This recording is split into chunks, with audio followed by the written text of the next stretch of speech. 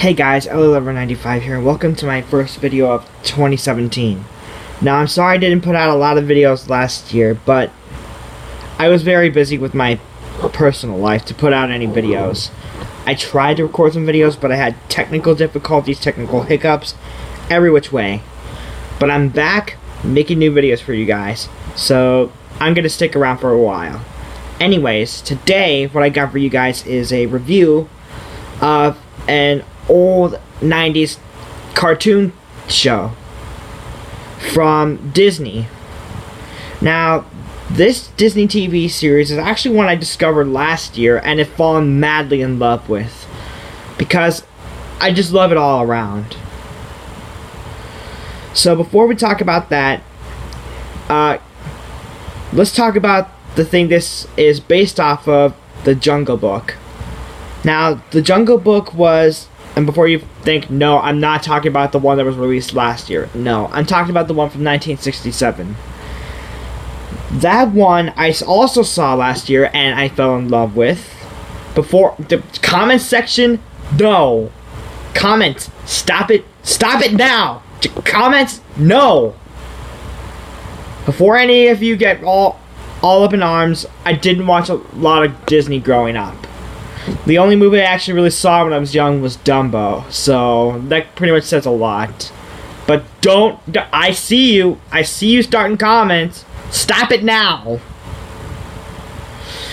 Anyways, what I'm here to talk about is an existing prequel to The Jungle Book. No, you're not crazy. You heard me right. There's an existing prequel to The Jungle Book. What am I talking about? This. It's a little series called, as you can see, Jungle Cubs. Some of you may be familiar with this, some of you may not. That's what this review is about, and to see if you guys should even bother with this. So without any further ado, here's my review of the series. So again, for those of you who don't know, Jungle Cubs was an animated TV series made by Disney in 1996. It follows the adventures of our main six animal friends, Bagheera, Baloo, Kaa, Louie, Hathi, and Shere Khan, as in their youth, trying to survive in the jungle. And might I say, Disney did an incredible job with the series, which is a shame that it only lasted for 2 seasons, because I really liked where the series was going when I reached the 2nd season. This was amazing. The stories were well written, the characters were well developed, everything was a sight to look at. They had some pretty funny moments, like I have to say there was a bit of slapstick in there, and so some of the jokes really made me laugh. The songs in the series were catchy as all heck. I still find myself singing some of them out loud today. And before any of you ask, even though I was born in 1998, no, I did not grow up with the series. Like I said, I discovered this last year, so I didn't grow up with this as a kid myself. So anyways, on to the characters. Now, you may be thinking I'd talk about them in a group, but I actually have a list prepared from top to bottom of who my favorite characters are. Think of it as a top 10 list, only with 6 characters. So it's a top 6 list. Everyone will be on here, but in a different place. So here we go. Number 6. Kaa. Now, before you think I hate this guy, I don't. I really genuinely like this character. But the reason why he's at the bottom of the list is I think they could have done more with this character. Now, if you have seen The Jungle Book, the 1967 version that is, you know that in the movie, Kaa has hypnotic powers and is able to hypnotize Mowgli to his will. I should also get out of the way right now that no, Mowgli is not in this series, so don't expect to see him. Anyways, back to Kaa. Kaa has hypnotic powers in this series, but sad to say, they don't work as well as they do in the movie. His powers in this series are described to be erratic at best, only managing to hypnotize 2 of the most stupidest animals in the whole jungle. That being two vultures named Arthur and Cecil, who I cannot stand for the life of me. And it happens in an episode called The Great Kadini, where he's able to hypnotize himself while singing a little song about how he wants to be the greatest hunter in the jungle, called Kaa's Song. A catchy song, I have to say. But in doing so, he hypnotizes the vultures and gets his every meal delivered to him by the vultures. I won't say how, and he gets it punished by the cubs, but I won't say what the punishment is. Kaa, besides having hypnotic powers, is also a coward of sorts. In the first episode, A Night in the Wasteland, when Louis and Baloo go into the wasteland after Shere Khan, he wants to get the fuck out of there as soon as possible. Excuse my language. But you might think if I identify with this character. No, I do not. I'm not a coward. I'm not easily as scared as Kaa is. So that's some of the main reasons why I think that Kaa is at the very bottom. Number 5. Louis. Now, don't get me wrong. This guy is very funny. In fact, one of the jokes of his that always never fails to make me laugh is in the season 2 episode Birthday Snake, in which Louis, Baloo, and Bagheera all pretend that Kaa has hypnotized them, and when all three of them say, "We are getting sleepy," when they pretend to be hypnotized, Louis makes me laugh all the time when he says, "Especially Baloo," and then Baloo ends up like shoving him with his elbow. That always sends me falling to the floor laughing. That is so hilarious. Now, besides that, I had a little bit of issue with this character. Not with his personality. His personality is okay. It matches him in the movie. He's fun-loving. He can do scat music like he does in the movie. But the problem I had with this guy is discerning his gender. Yes, you heard me right. I had trouble identifying his gender when I first watched this series. His voice, and I'm just going to call out both of his voice actors from seasons 1 and 2, which are respectively Jason Marsden and Cree Summer. Both of you failed at making a boy's voice. I mean, I can understand. I mean, Jason Marsden put a little bit of effort into his, but Cree Summer, you failed in every way, good madam. I hope you're a girl. But you, ma'am, failed in every way trying to make a female voice for a male voice for this character. You failed in every single way. And the animation models for this guy didn't help either. Especially his season 2, especially what he looked like in season 2. You want to see what Louis looked like in season 2? I'll show you. This is what Louis looked like in season 2. That looks like more like a girl to me than a boy. Everything about Louis' character in season 2 just screamed girl to me. Not once did I ever think boy. It was after the fact that I had to remind myself that everyone was a boy that I started to accept it. But jeez, that was only the second time watching the whole series for this review. Now, do I identify with this character? A little bit. Louis is fun-loving, and I like to have fun, but not to the extent that he does. When I consider fun, I usually just play by myself. Moving on. Number 4. Baloo. I love this character. He's extremely well written. Well, and more to an extent than the past two were. This guy, every time I see him, I just cannot help but not listen to anything he says. Now, for his personality, think of it as his personality in the 1967 movie. He's lazy, he's carefree. In fact, here's what he does like 20% of the time sometimes.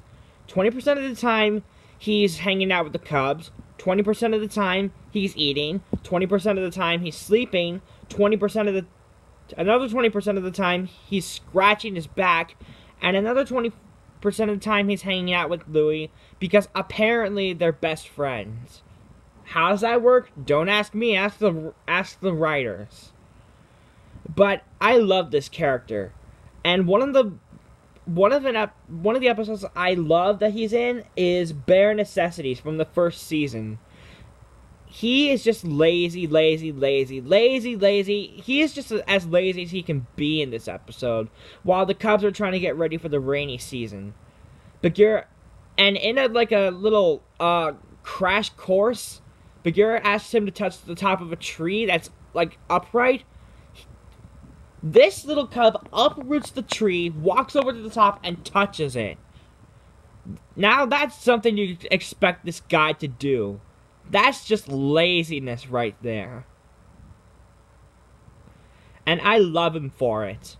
Now, do I identify with this character? Admittedly, yes I do. In fact, there's a little bit of Baloo in me sometimes. And it hit the little bit of Baloo in me really shows. Whenever sometimes I have something I want to do, I'm very lazy and very put it off. I put it off a lot. I should have structured that sentence a little bit better. But he and I sort of have the same habits of putting things off until when they should get done. That's especially apparent in this season 2 episode, Waiting for Baloo, which teaches that sort of thing is not a good thing to do because it can have consequences. And that's an episode I'm trying to learn from, but to no avail. Moving on. Number 3. Bagheera. How I love this guy. But he's, like I said, he's not my favorite. He is one of my favorites, but you might be wondering why I love this guy so much. It's because he has a personality trait that I had growing up. When I was growing up, I had a collection called the Dr. Seuss Beginner Book Videos. You remember those. It's where they had 12 books, and then they read you one, and the pictures moved. I had all 12 of those books with me whenever I watched one of those videos, and every time I had all 12 books lined up perfectly, either my mom or my dad would come into the same room that I was in and mess around with the books. And I got extremely mad when they did that. So much so that I had to stop the video, align the books, and then keep going. And they would do this several times. And I got just infuriated when they did this.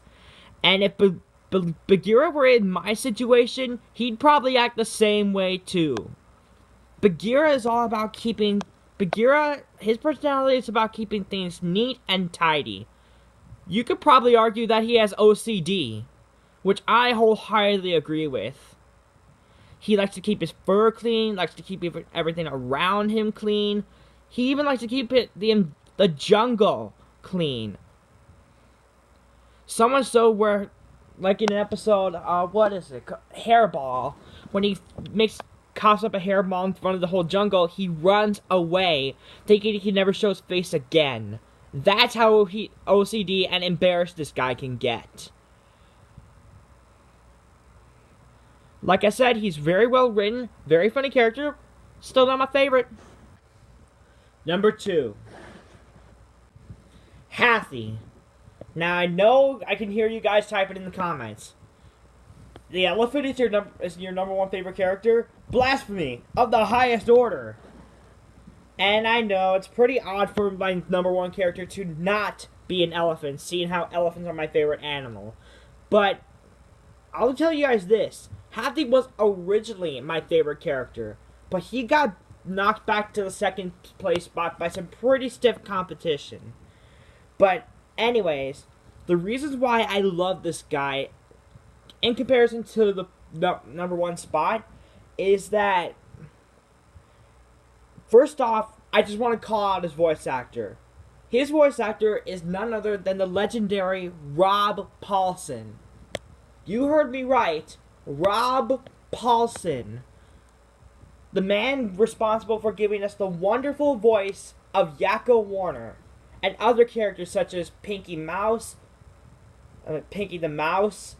and Otto Scratch and Sniff from Animaniacs. He does the voice for Hathy in Season 1. Unfortunately, he's replaced by Stephen Furst in Season 2. Which sucks, because I would have loved to see Rob Paulsen's take in his Season 2 voice. In fact, in my mind, if Hathy were to have Rob Paulsen as a voice actor throughout the series, I would have expected Rob Paulsen to go full-on Yakko with Hathy's voice. I mean, listen to this little bit from the show and tell me you don't get Yakko Warner out of this. Shere Khan taking the fish in the face. Wow, he giving up a week of mud baths to see that. Yeah, every time I hear that voice, I think Yakko Warner. And I bet if you guys were honest with yourselves, you guys probably did too. I would have loved Rob Paulsen to stick with Hathy throughout the entire series. Unfortunately, he didn't. I would have loved to hear Season 2 voice for this guy. But voice actors aside, Hathy and I share a similarity, but it's not a personality sort of quirk. It's not a personality thing, it's more of a quirk in our speeches. And I'm sure a lot of people come across this, but this happens to me all the freaking time, and I'm getting sick of it. So, you know when you're talking with someone, and you accidentally mess up your words? Well, first off, there's a name for that, and it's called a spoonerism. A spoonerism is what happens when you switch around the sounds in words to create new words. And they happen to me all the goddamn time, and I'm sick of it. I am absolutely sick of it. And Hathy has the same problem that I do, except when he messes up his word, he's under stress. Like in the episode Hathy Meets His Match, he calls Winifred, spoilers, Winifred is in this series as a cub. He's supposed to say the word trespasser, but he accidentally says pastresser. Yeah, and I don't know if that was under stress or not, but according to what I found, he messes up his words when he's under stress. I don't. I don't mess up my words when I'm under stress, I just get really angry. But that's one of the reasons why I love this guy. I can identify with him. We both have a little language quirk. Like I said, this guy is really funny, has a great voice actor. Well, I can relate to him a little bit. Still not my favorite. And my number one favorite Jungle Cub is Shere Khan, the tiger. Bet none of you saw this coming, did you? But I love this character. Why? 2 words. His voice. And his personality certainly does help, but mainly his voice. Every time I hear this voice on screen, my heart just beats out of my chest. I love this voice so much. Let me just give a quick shout out once again to Jason Marsden, who does his voice as well as Louis in the first season. Jason Marsden, if you're watching this, I highly doubt you are, but if you were, that would be a huge honor to me. Thank you for doing an awesome voice for this tiger. This little cat daddy has an awesome, amazing, overstellar voice. In fact, let me show you what it sounds like. To me, this guy sounds like Clint Eastwood. Yeah? Well, just the same, Baloo. You better not tell anyone about this. How phenomenal is that voice acting? Be honest. Isn't that the most badass thing you ever heard from a tiger like that.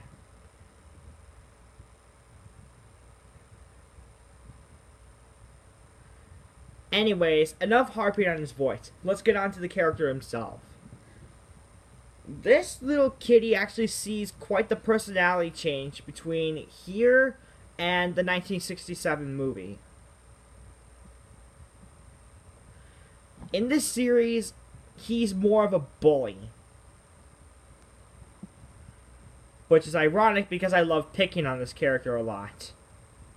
But that's not the only reason why he feels like he deserves to get picked on. He's cocky, he's egotistical, he's prone to anger, he's stubborn. He's all the things that make a great foil for this kind of series. And all the more to pick on him for it. Every time he says something, I can't help but make some sort of snarky comment. That's every time this guy appears.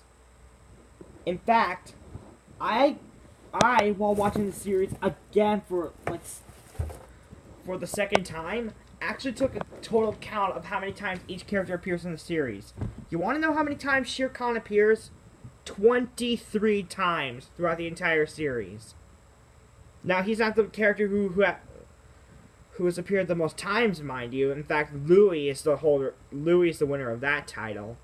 But that's a fair amount of appearances. In fact, looking back at the data, he's the second one who has the least amount of appearances. The first one being Ka.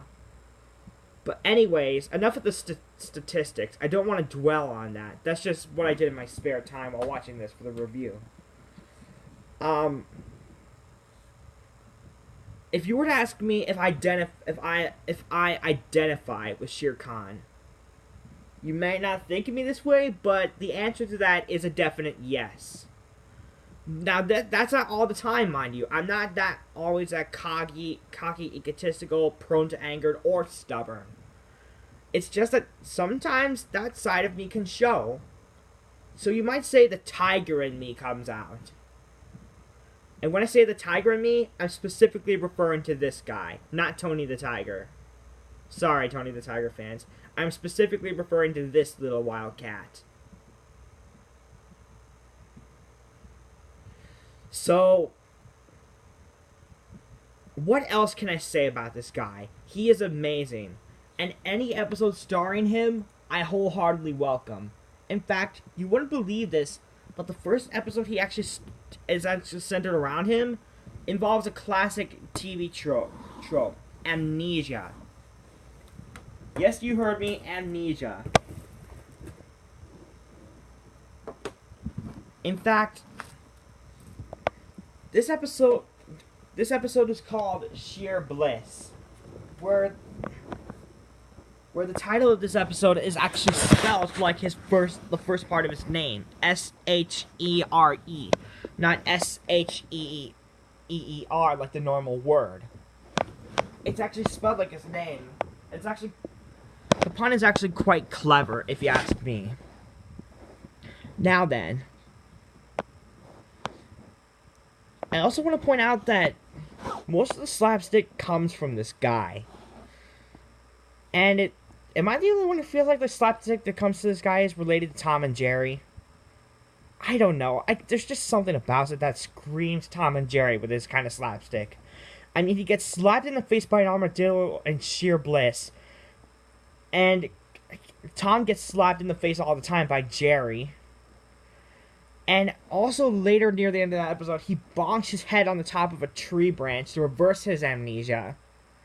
And that's sort of how Tom gets rid of his amnesia in the first place in the Tom and Jerry short, Nitwitty Kitty. So the similarities are certainly there. And with all those reasons said, that is why Shere Khan is my favorite jungle cub. So now that we've got the cubs out of the way, I want to move on to something else. I want to talk about some of my favorite episodes from this series. I don't have like a top 5 list for this one. Maybe I will in the future. But I don't really know which one is my absolute favorite yet. These are just some I can't help but watch over and over and over again. I have them in a list, but not a top 5 list. So these are the episodes I like to watch time and time again whenever I go back to the series. So these are some of my favorite episodes of Jungle Cubs. If I didn't put an episode on here that you like very much, put down in the comments. What's your favorite episode and why? If one of these 6 episodes is your favorite, more power to you. Now I'm going to start from the top and give a quick summary of each episode, and then tell you why I like that episode. Starting from the top, we have Trouble on the Waterfront. When a drought suddenly hits the jungle, the Cubs work together to salvage all the water they can find and just save it. I had trouble coming up with the right word there. What do I like about this episode? The writing. The story of this episode is really well done, and the moral they get across in this episode is good too. You should always be prepared for any given situation. That's basically the moral of this episode. And Bagheera says it in the beginning, but the other Cubs don't seem to grasp it. And it's a lesson that we all need to learn in our lives. Moving on, we have Shere Bliss. When Shere Khan gets his personality switched from a bump on the head, the other Cubs work together to try and get him back to the way he was. What do I like about this episode? The answer? It really is Shere Khan's switch in personality. I love this goody two-shoes side of Shere Khan. You don't really get to see him smile a lot, but when you do, that's a pretty hard-lifting moment, for me at least. Moving on, we have Treasure of the Middle Jungle. When the Cubs get word about a treasure hidden somewhere in the jungle, they all go on an outright treasure hunt to find it. Thing I like about this episode? The song. Oh my god, the song. For those of you who don't know, the song in this episode is called When We Find Our Treasure, and it is wonderful. I've memorized this song to perfection, getting every word right. And I even find myself singing it on a day-to-day basis. Overall, good episode. Next, we have A Night in the Wasteland, the very first episode of the series.